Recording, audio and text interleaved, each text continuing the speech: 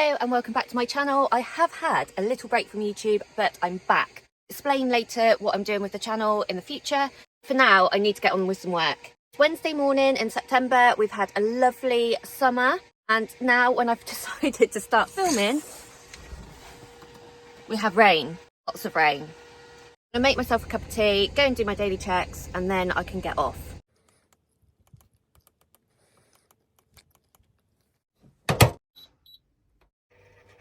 Not 100% sure what I'm doing today. There's ideas. Definitely going over to Ernestale in Malden to drop off a topper. It's already on the trailer. Then I might be going to Bristol to pick up a trailer. I might be going to Oxford to pick up a tractor. It's all hanging in the balance at the moment because of customs. I delivered to the place in here last night and they kindly let me stay in here overnight because I have this one topper left on. I was a bit worried it might get spotted by the wrong people and taken off. And also I have my rumours as well, which I'm a little bit worried about somebody taking.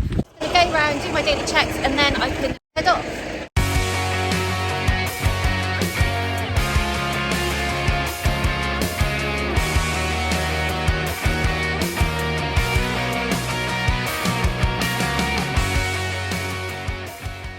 Just going to fill out my daily checks before I go. My kilometres in, one thing that they ask for. And I've been with Chris now for a year, and I've put on 112,000 kilometres on the truck since I had it a year ago. Is that done? Make sure I know where I'm going. Going to Malden. For some reason it looks very busy on the way there. It should have, last night when I looked it was like 35 minutes and now it's 45 minutes, so right, I better get on with it. With my cup of tea, obviously. Oh, glasses, where are my glasses? Right, let's go. I leave the farm industrial area near Colchester and make my way up to the A12, where I head west for a place just before Chelmsford. As I get onto the A12, I can already see it's quite busy, and up a bit further I do hit some stop-start traffic. The dealership I'm heading for isn't too far off of the A12, and after navigating a few narrow roads and a bit of traffic, I'm there. I pull up to the barrier, and before I can get out and go and see somebody, they spot me and open the barrier for me. I now just need a suitable place to park, and with this item it's better to be taken off on the passenger side. So I do a full loop facing to go out, with plenty of space on the passenger side for the person unloading me to take off. Right, I'm here, but I just need to, well, I was going to say go and find someone, but it looks like he's on the telehandler already. The first thing I do when I get out is undo the straps, and the chap has already guessed that this is his item to take off, as it's the only item left on the trailer. This is a grass topper, and farmers will attach this to their tractor to top off their grass in their pasture fields, and it also cuts down the weeds. I make sure all my straps are put away neatly and get my paperwork signed. That's that one done. I'm just going to make myself a quick cup of coffee before I go, because I was hoping to get a coffee on the way here.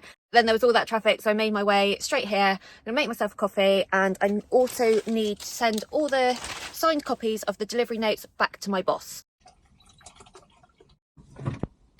So to send stuff through to my boss, I go on an empty notes page and I just click on the little paperclip thing. Then I go to scan documents, and you can actually then scan all your documents into your phone and send them through.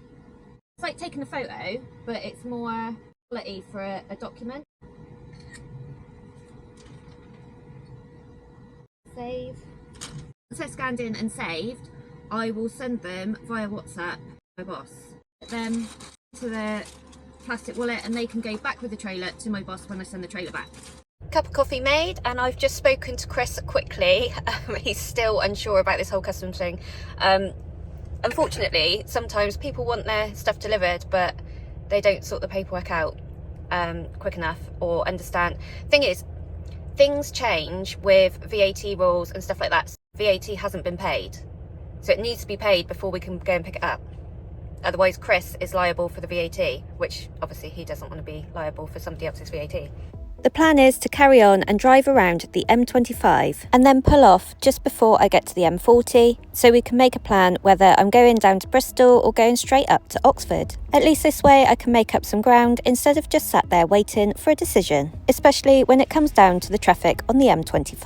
I'm just waiting for a phone call back from Chris to find out about this first collection, but there is something I need to bring up every now and again. I know there are a lot of fake accounts on many platforms pretending to be me. The aim of these accounts is to scam decent, kind people like yourselves. Unfortunately, there's nothing I can do about these, apart from keep reporting them. However, I've come across a company that can help improve your safety online. Online, do you ever stop and wonder who might be watching? Whether it's your internet provider, hackers on public Wi-Fi, or even companies tracking what you do. Let's face it, you only have to think about something before your phone starts bombarding you with adverts. The truth is, a lot of your personal information isn't as private as you might think. That's where Surfshark comes in. Surfshark is something called a VPN, which stands for Virtual Private Network. Don't worry, you don't need to be technical to use it. I certainly am not. In simple terms, a VPN keeps your online activity private, safe and secure, just like drawing the curtains at home. Surfshark, your personal details like your bank info, your passwords, browsing history are encrypted.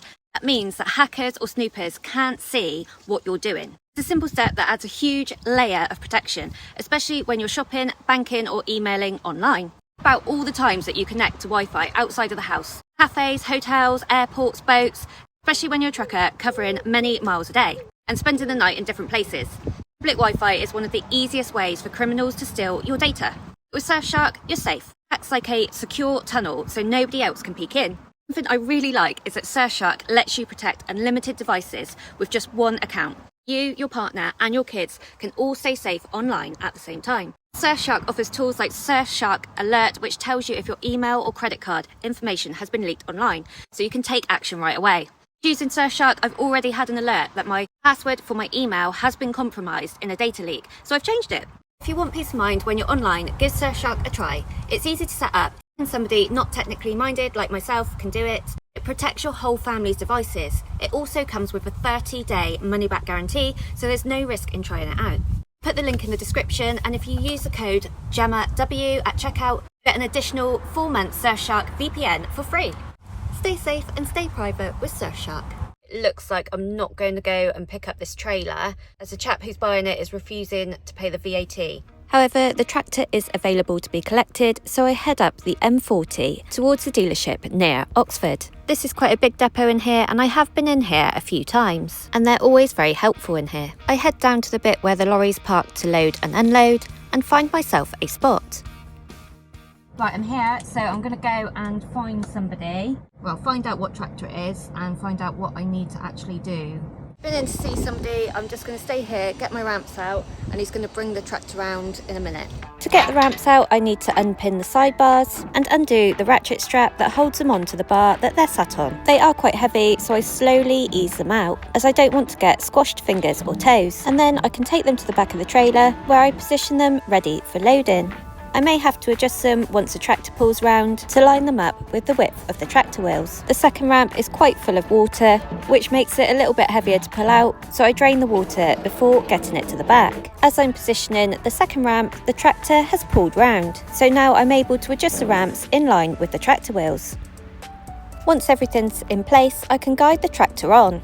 I always find that bigger items like tractors tend to load a lot easier. They also sit quite high from the ground, so there's less likelihood for them to catch as they head up the ramps. Once the tractor's safely on, it's time to strap it down. The tractor wheels are set right up against the step, giving the tractor an extra protection from moving forwards. And then I put 2 straps around the front as further protection of moving forwards, and I ratchet them as tight as I can get them.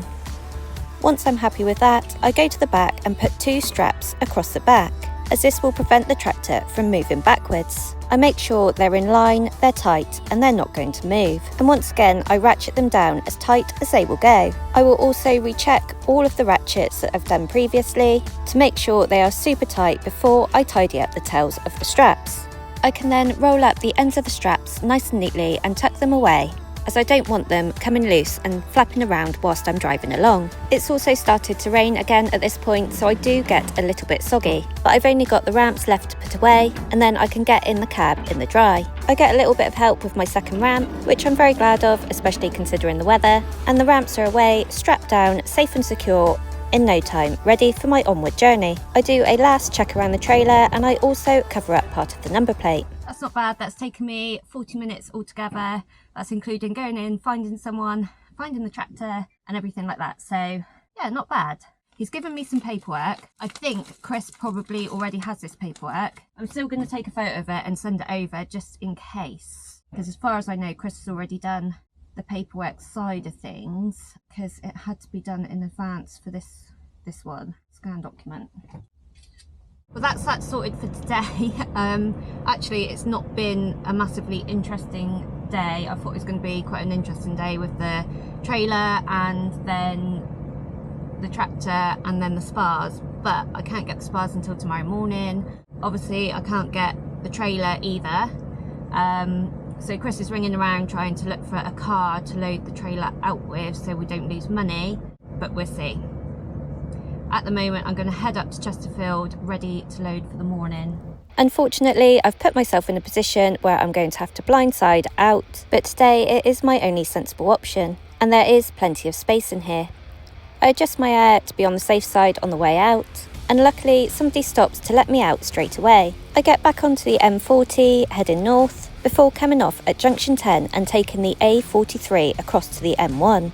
The A43 isn't a bad route, but it does have roadworks and lots of roundabouts. Eventually I get across to the M1, where I head north towards Chesterfield. The journey up to Chesterfield should take around 2.5 hours, and is around 130 miles. However, I need to stop just short of where I'm collecting, and I need to find somewhere safe and secure tonight to park up with this load. My easiest option today is to park in Tibshelf, so I pull in round and find myself a suitable space to park up for the night.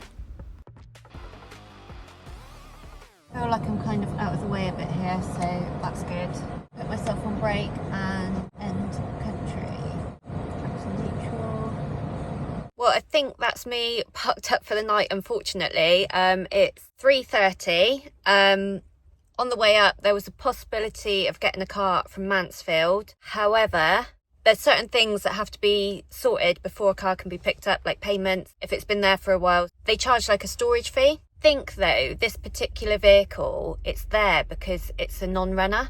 So although I've got the ramps to get it up on the trailer, I can't winch it on with anything. So it wasn't a car that I'm able to pick up. We're still holding out hope that tomorrow something might pop up on the way back to the dock somewhere. I'm also picking up some jacuzzi spars tomorrow from Chesterfield, and they won't be ready until tomorrow morning. So unfortunately, I've had to park up. I was hoping that this was going to be a really interesting day to film, and it's ended up in disaster. Not for the lack of trying on Chris's part though. Chris has been on the phone all day trying to sort out problem after problem. But it's just one of those things, and hopefully we'll fill out the trailer before it goes back to the dock and before the sailing time as well. But anyway, I'm in the services because I've got the tractor on. I've parked in the services, nice and safe. I'm going to pop in for a shower and have some tea. I'm not 100% sure what the showers are like in here, as I've not stopped here for quite a few years. And normally I will try to stop somewhere where I know the showers are half decent. But it's always good to try somewhere new, as you might have a pleasant surprise. However, with this particular shower, it's not a pleasant surprise, as it is quite dirty. It's quite obvious from the build-up of dust and grime that it hasn't been cleaned for some time. However, what I did spot on the wall was a cleaning rotor, and on this particular day it had been checked every hour, including half an hour before I went in for a shower. To be honest, I'm not surprised at all, as this is pretty normal for service station showers. Well, that's the shower done, and I'm just going to sort out some tea. And today, I've been quite good lately. I think because it's the summer, it's a bit easier, isn't it? Got boiled potatoes, broccoli and some mackerel. So I'm just going to stick it in the microwave. So while that's cooking, I'm just going to run through what my plan is with the channel for the future. I would love to put out a video every single week. I've come to the realisation that doing this job full time and trying to put out a YouTube video every single week is just too much. It's just not doable, and everyone always says to me, how do you do it? And I'm like, I don't know. I genuinely don't know how I've managed to do it this long. because the time just isn't in the week to be able to do it. I've had no life for quite some time. So what I'm going to do now, I'm still going to do videos. I'm not going to push myself to get them out like I have been doing. I'm literally going to film and edit in my own time. And I think by doing it this way, hopefully I can do the videos in a better quality as well. Because sometimes I felt like I was rushing the videos because I knew I had to get them out. So hopefully it will benefit everybody. I would like to get one out maybe every 2 to 3 weeks. And obviously with Carnival coming up, there will be a few Carnival videos coming soon, which I am very excited about Carnival this year. It's going to be hopefully a really, really good year. I've seen the drawings, I've been down the cart and I've been helping build, and if we can build what we want to build, it's going to be amazing. It's also all got to work, which is something that vagabonds struggle with sometimes. I'm also going to put up this year's Carnival dates now for 2025 so that you can hopefully attend one and see what we've actually built this year, along with all the other clubs. Right, dinner complete, and looks all right, very healthy.